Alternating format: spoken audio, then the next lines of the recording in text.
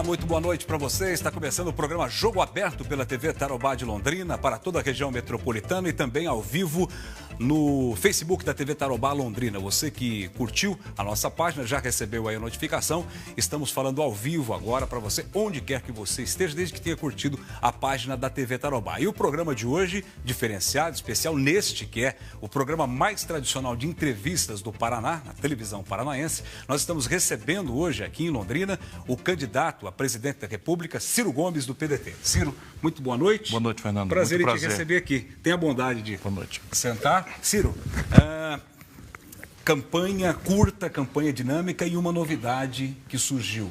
A decisão do Tribunal Superior Eleitoral indeferindo o registro da candidatura do ex-presidente Lula. O que muda para o senhor, na sua opinião, né? O que muda no cenário, oficialmente tendo, ainda há recursos, é claro, mas uma decisão importante, né, sobre a candidatura do Lula? Para mim, nada, porque, a rigor, todos nós que temos experiência política, todos nós que temos acesso a uma informação jurídica, já sabíamos que, a partir da condenação em segunda instância, pela legislação da lei da ficha limpa, essa candidatura não iria acontecer. Todo mundo que me acompanha, que sabe o que eu ando dizendo, sabe que eu já disse isso muitas vezes e até condenava a forma com que a cúpula do PT estava tentando manipular essa coisa que me parece fazer muito mal ao Brasil. E, para minha surpresa, foi só mais cedo do que eu supunha. Mas, de qualquer forma, eu lamento o que aconteceu, não considero que seja bom para um país. Eu sei que tem muita gente que detesta o Lula, compreendo as razões. Tem muita gente que ama, idolatra o Lula, também tem suas razões. E eu quero ver se eu trabalho para unir o Brasil, para encerrar essa cultura de ódio, de confrontação, que está descambando para a violência e para a desagregação do próprio tecido da nossa unidade nacional. Portanto, eu não comemoro isso. Eu lamento, acho ruim para o Brasil ter um líder que, goste dele ou não, né, é um líder que mexeu com a história do povo brasileiro e que está hoje preso e impedido de participar do processo eleitoral. A única coisa que pode se dar como objetivo é que, a partir de agora, o cidadão brasileiro, o eleitor, vai ter mais tempo para analisar o quadro real. O que seria muito pior se chegasse lá na véspera da eleição e você tivesse uma troca trágica, traumática, e quando a população fosse induzida a acreditar que ele era candidato sem sê-lo. Isso não seria uma boa coisa para o nosso país. Cria uma insegurança até para o próprio e desqualifica o que foi eleito. Nós não podemos, o PT tem seu justo direito de postular, mas nós estamos lidando com 208 milhões de bocas para alimentar, para investir, para empregar, para proteger da violência campeia, que está angustiadíssima com a insegurança, com a violência. Portanto, nós precisamos pensar, acima de tudo, no Brasil. Pegando essa carona aí da segurança que o senhor falou, qual é a sua proposta, Ciro, para tentar diminuir esses índices horrorosos de violência, sobretudo de homicídios, né, que nós temos, e dos crimes contra o patrimônio? O senhor tem algum projeto específico para essa área? Tem um projeto específico, inclusive com boa parte das coisas concretamente já planejadas e algumas coisas já orçadas. Eu quero criar um sistema único de segurança pública, a parte legal até já foi adiantada recentemente pelo Congresso, mas não adianta nada você fazer uma lei sem orçamento, sem planejamento, sem objetividade para transformar isso. Eu chego no governo, se for essa honra que tocar a mim pela bênção de Deus e a força do povo brasileiro, vou trabalhar essa questão lá nas primeiras horas. Então, a ideia é criar um sistema único de saúde que puxe para a responsabilidade do governo federal, desde a investigação, passando pelo julgamento até a segregação prisional, as prisões, a responsabilidade pelo enfrentamento do crime organizado, ou seja, o narcotráfico, as facções criminosas, o crime do colarinho branco contra a administração pública, a corrupção, lavagem de dinheiro, que é crime conexo a esses outros tantos, e a corrupção das estruturas policiais. Então, isso nós vamos tirar dos estados em consequência desse sistema único e, mudando a lei, trazer tudo isso para a responsabilidade federal. O orçamento da Senasp, que é a Secretaria Nacional de Segurança Pública, será bastante aumentado, não é? E ele será disponibilizado para os estados, não incondicionalmente, nem por clientelismo ou prestígio de ninguém. Será disponibilizado para os estados que aderirem a esses padrões. Então, é inacreditável que o Brasil, a essa altura do século XXI, não tenha ainda informatizada uma base de dados nacional para identificação de pessoas. Isso é uma coisa que vai ter que ser feita imediatamente. Porque a partir daí, você com a ferramentaria nova que a tecnologia permite, né, com serviços de inteligência, unificando as inteligências da Polícia Federal, das polícias estaduais, civis e militares que não se comunicam, com as inteligências dos serviços militares brasileiros, das agências militares e da ABIN, você tem uma condição de fazer, com a ferramentaria tecnológica, reconhecimento facial, por exemplo. Sim. Então, você passa num fotossensor, hoje é só para cobrar multa do povo, mas você pode identificar um criminoso. Numa câmera integrada dentro de um ônibus, você pode identificar um criminoso. E, em vez de aparato, né, de perseguir pessoas a pretexto de pegar um bandido no meio da favela, você humilhar populares, trabalhadores, que a maioria esmagadora é de gente honesta que está sofrendo com medo, você vai cirurgicamente, ou seja, formação de inteligência e tecnologia serão as bases desse novo sistema. Muito bem. Candidato, como tem gente falando aí que deixar a polícia mais bem armada do que o bandido é uma tese. A sua tese vai mais na linha da inteligência, da tecnologia, né? Só que isso é muito caro, não é, Ciro? Tem alguma brecha ali que possa aumentar recurso do orçamento para isso? Tem sim, e talvez tenhamos oportunidade nessa entrevista, se você me permitir, de discutir essa coisa chata de dizer de onde é que vem o dinheiro. Talvez eu seja o diferencial meu em relação aos meus ilustres opositores, é que eu tenho uma vivência, fui ministro da Fazenda, ajudei a fazer o real, fui governador de um estado, o melhor avaliado do país, fui governador da 5ª cidade, prefeito, melhor avaliado do país, e eu não falo isso para me autoelogiar, apenas estou apresentando o meu currículo para muitos brasileiros que não me conhecem ainda. Mas não vai aumentar imposto, né? Vou aumentar, sim, para algumas categorias e queremos conversar sobre isso. Os de cima, os ricos no Brasil, não pagam imposto. Estou falando de rico mesmo, né? De classe média, que tem patrimônio até R$2 milhões, isso não tem mais nada o que dar, já está dando até demais, porque não tem nada de volta. Não é? Mas para cima de 2 milhões eu tenho duas propostas. Uma é a tributação sobre lucros e dividendos empresariais, que o mundo inteiro cobra, menos o Brasil e a Estônia.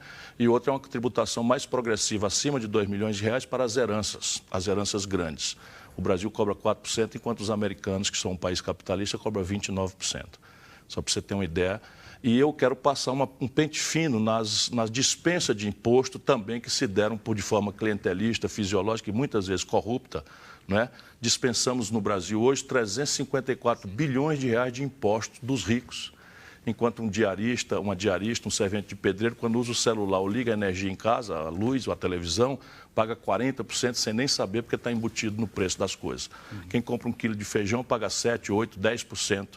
Tamanha a injustiça na tributária brasileira. Mas, enfim, voltando ao que nós estávamos dizendo, eu tenho toda uma proposta de dizer de onde é que vem o dinheiro, né, para resolver essas questões, mas o fundamental aqui é a consciência do que fazer, porque o Brasil é um país riquíssimo.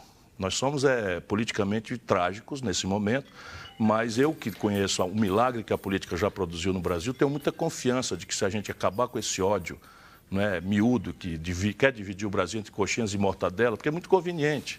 PSDB e PT de São Paulo se agarram brigando e fica eternamente no poder. Faz 24 anos que o PSDB manda em São Paulo e fazia, até o golpe contra a Dilma, fazia 16 anos que o PT mandava no Brasil. E, evidentemente, essa briga produziu coisas boas, por um certo lado, mas produziu coisas muito ruins que não dá mais para continuar. E redução, Ciro, por exemplo, de determinados impostos? Assim, toda a tributação sobre o consumo, a tributação indireta, toda a tributação sobre bens de capital, que são as máquinas, equipamentos que as empresas compram para estimular a produtividade, serão isentos no meu governo. Não na questão do consumo, porque não pode isentar de uma vez por todas, mas eu pretendo criar, estou feliz porque os meus ilustres opositores estão imitando, mas é literatura. Eu já escrevi um livro em 1994, 5, defendendo com detalhes, e sigo sendo comovidamente convencido de que isso é necessário, você criar um único imposto sobre valor agregado que mata o ICMS, mata o IPI, mata o contribuição social sobre o lucro líquido, mata o ISS e mata o PIS/COFINS. Então, com um tributo só, muito mais simples. Por que nunca se prosperou com essa ideia? Porque os políticos do PSDB de São Paulo sempre foram contra. E eu até compreendo por que são contra, e na minha proposta eu proponho uma solução para isso. Qual é a razão deles serem contra? É que o Brasil adotou um sistema que nenhum lugar do mundo mais tem, que é a tributação com crédito na origem. Então, São Paulo é a grande indústria brasileira. Quando você liga uma televisão em Guarapuava, o estado do Paraná está se industrializando, mas ainda é muito longe o padrão de São Paulo. Então, quando você liga uma TV em Guarapuava, em Cascavel, o crédito vai acabar parando em São Paulo. De maneira que se você cobrar o IVA, que é esse Imposto sobre o Valor Agregado, ele é no destino. E aí São Paulo perde dinheiro e por isso os políticos lá sempre foram contra. E hoje surpreende que o Alckmin, precisando de voto, está prometendo isso. Nada ruim. Mas assim, eu tenho esse compromisso antigo, mas eu tenho também como fazer a transição para que os estados industriais não percam abruptamente essa receita. A alíquota do imposto de renda, o senhor pretende mexer na tabela? Pretendo mexer na ponta de cima e na ponta de baixo. Já fiz isso com o ministro da Fazenda. Então, veja, não é razoável que uma pessoa que ganha R$ 2.049 pague 15% de imposto de renda. E uma pessoa que ganha R$ 1 bilhão, e alguém pode achar exagerado eu dizer isso, mas hoje o Banco Itaú distribuiu para 4 famílias, hoje não, esses dias o Banco Itaú distribuiu para 4 famílias R$ 9 bilhões e não pagou nem um centavo de imposto. Então, no meu governo, se eu tiver a honra de servir esse país, eu vou aumentar o imposto para uma alíquota de 35% para grandes riquezas e vou criar uma alíquota menor, né, de 10% para os salários da classe média até 4, 5 salários mínimos. E vou atualizar no máximo que eu puder a tabela do imposto de renda que está congelada durante todos os governos do PT. Isso não pode impactar no orçamento e trazer problema depois para pagar as contas? Pode, e você tem que fazer as duas coisas juntas. Lembra que eu estou falando que eu vou botar uma tributação mais progressiva sobre heranças, lucros, dividendos e sobre as grandes ganhos de capital que não são tributados hoje, senão na conta de 27,5%, que é o que se cobra da classe média. Isso aqui de cima mais que compensa a perda que eu tenho aqui embaixo. A primeira pergunta que me fizeram para eu repassar ao senhor, quando souberam que o senhor viria para cá, é como tirar o nome do povo, não é, da Serasa.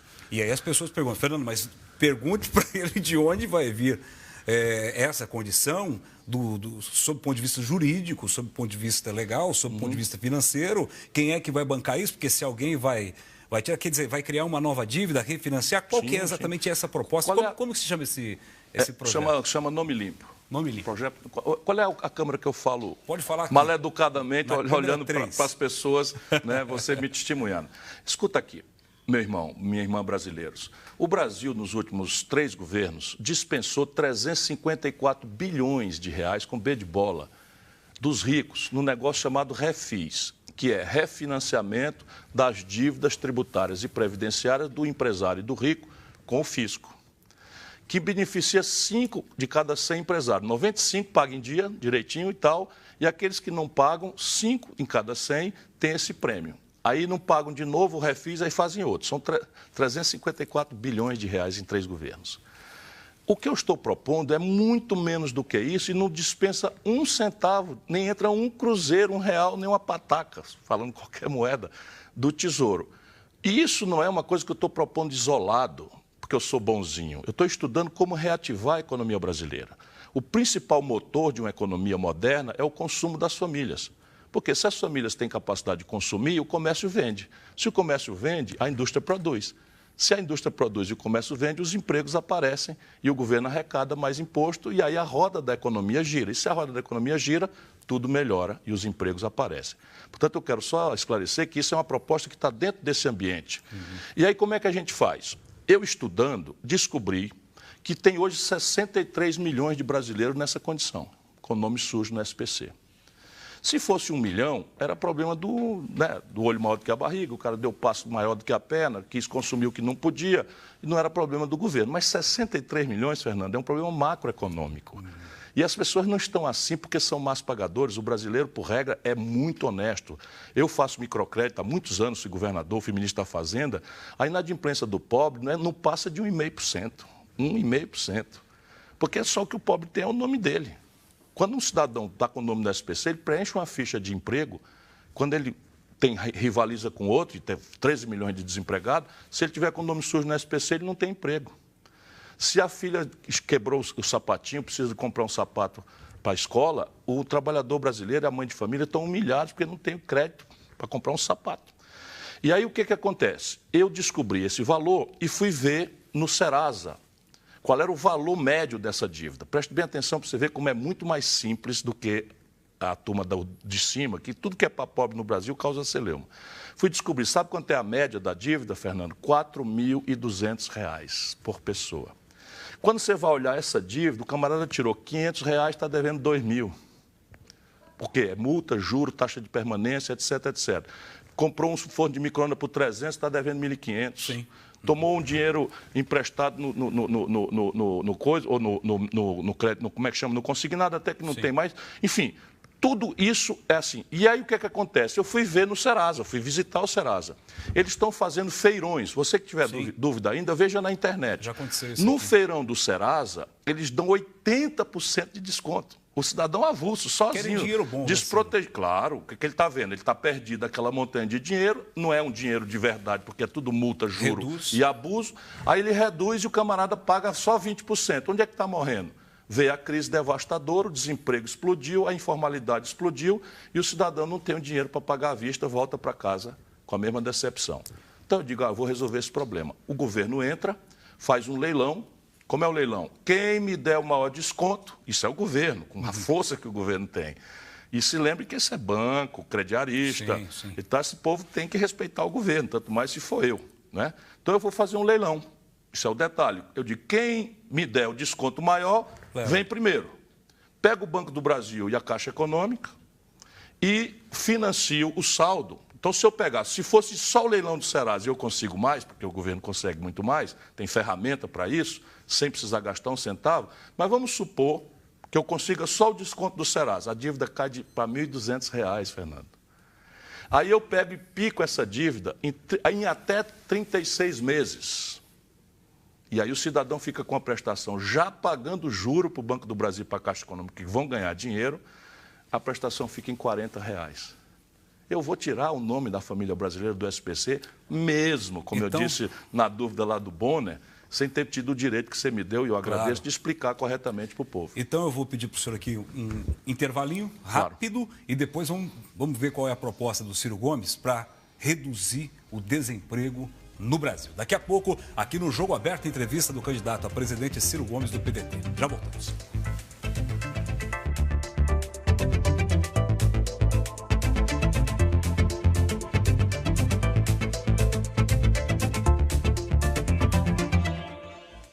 Sou o Sargento Fontana, 45 anos, 25 anos de experiência em segurança e graduado em gestão pública. Eu sei onde e como devemos trabalhar para que a paz volte ao cotidiano das famílias paranaenses. Esse é o compromisso que assumo com você e com os profissionais de segurança e com o nosso Estado. Preciso do seu voto de confiança. Sargento Fontana, 33-190. É segurança no voto. Unidos pelo Paraná. Tarobá Ofertas, Depósito Brasil Sul, pisos a partir de R$ 10,90 o metro. Lá você encontra todos os produtos da Quartzolite. Em Londrina, na Rua Belém, 61 e em Cambé, na Avenida Esperança, no Jardim Bela Suíça. Lubrileste, troca de óleo de motor e revisão de óleo de câmbio manual e automático. Lubrileste, na Avenida Laranjeiras, 1925. Fone 3321-4360. Max Colchões e Estofados, armários, jogos de mesa de jantar, painéis, tudo com ótimos preços. Na Rua Quintino Bocaiúva, 334. Fone 3339-6651.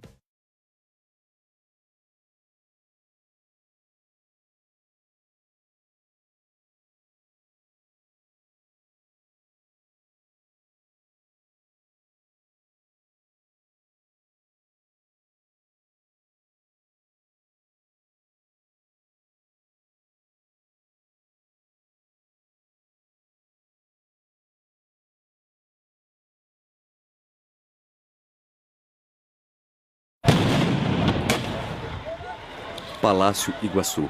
As salas de Beto Richa e Cida eram aqui. Em frente, foi o massacre dos professores. Em outro prédio, bem perto, a Secretaria de Segurança e outra secretaria, a de Ratinho Júnior. Na praça, 213 feridos pelas bombas e tiros do governo. Essa foi uma das maiores vergonhas que o Paraná já passou na sua história. Vamos juntos devolver a dignidade aos nossos professores.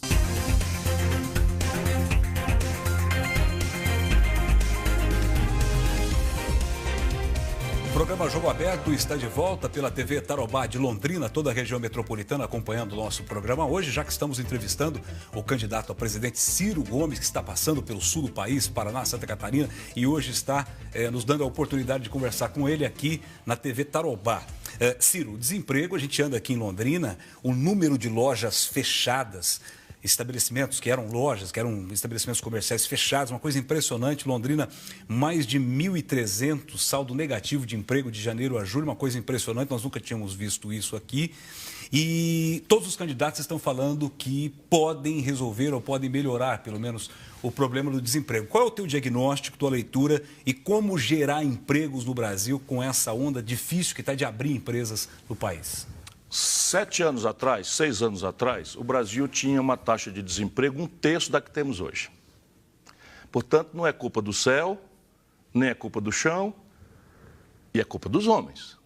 E isso é o quê? É o desmantelo do governo Dilma com o desmantelo do governo Temer, que é uma proposta de economia política imaginada pelo PSDB. E os números, Fernando, são devastadores.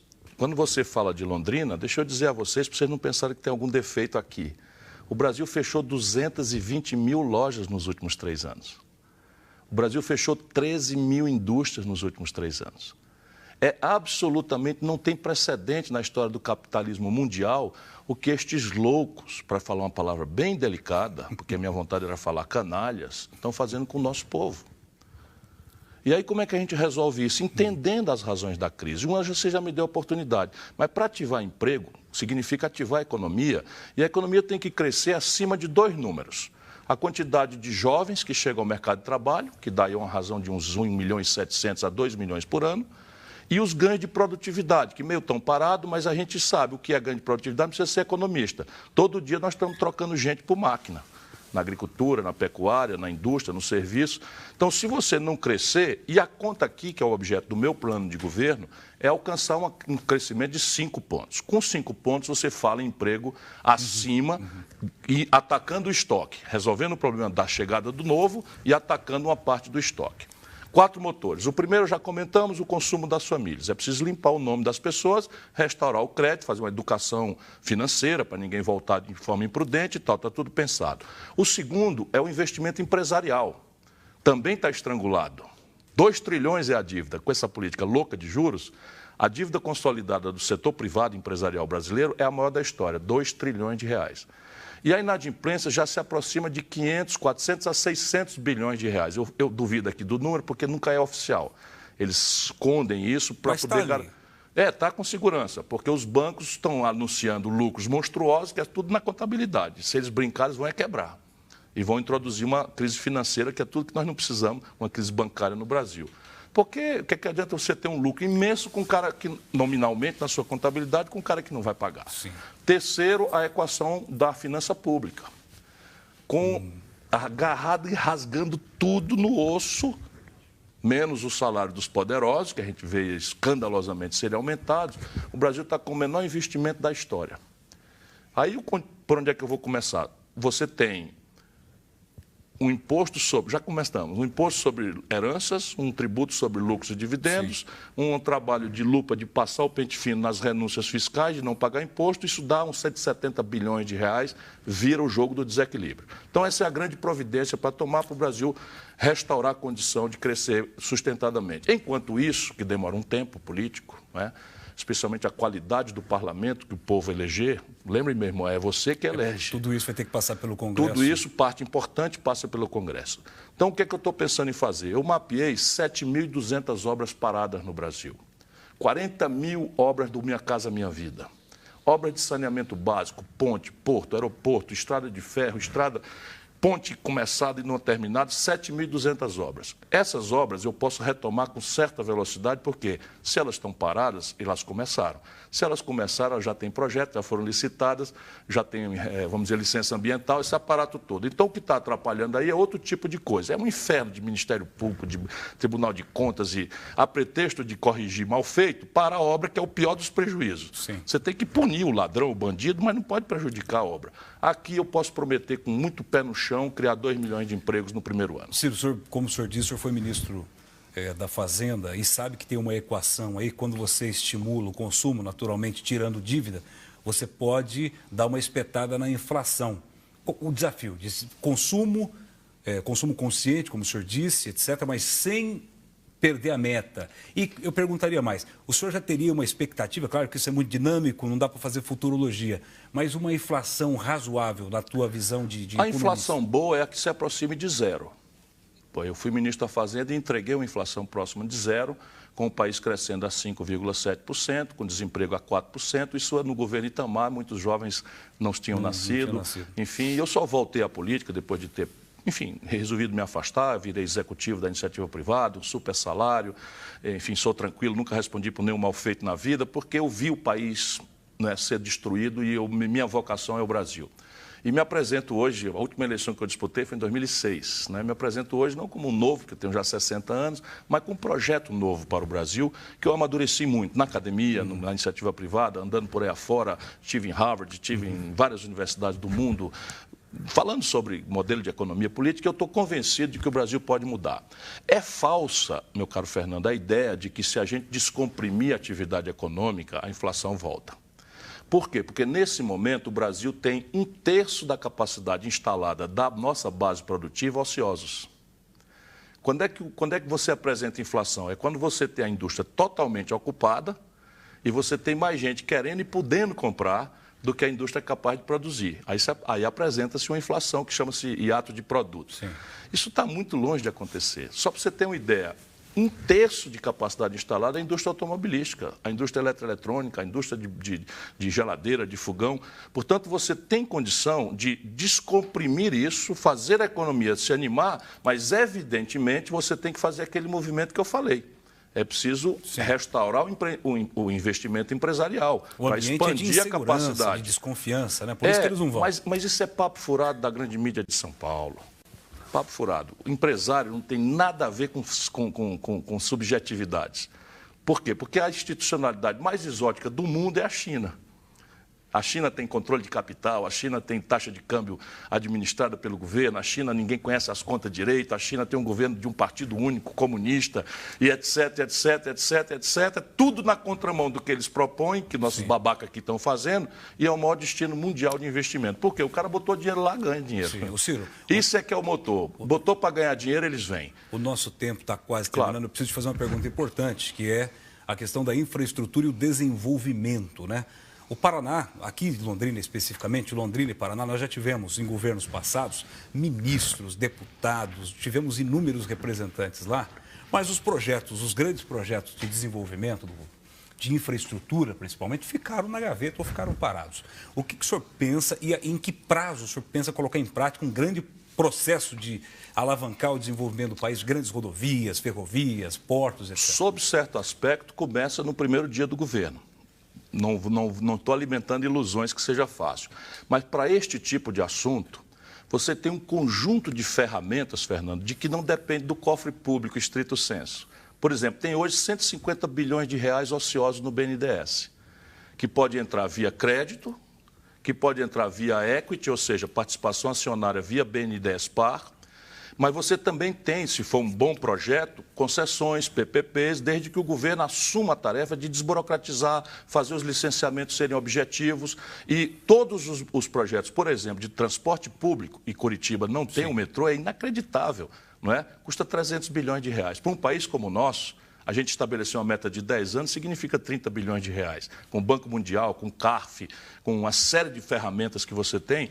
Eu tenho feito muito isso, a minha turma lá no Ceará faz muito isso, eu sei bastante bem fazer. Ciro, quero te agradecer pela presença aqui. Infelizmente, o nosso tempo terminou por causa do horário eleitoral, ficou um pouquinho mais curto. Mas muito obrigado, boa sorte, sucesso na sua campanha. Muito obrigado e lembre que é o seu voto que vai fazer história, meu irmão. Obrigado, Ciro Gomes, candidato a presidente da República pelo PDT, dando essa honra de conversar conosco aqui no programa Jogo Aberto deste sábado pela Tarobá. Obrigado a você pela audiência. Fique agora com o Jornal da Band. Tchau.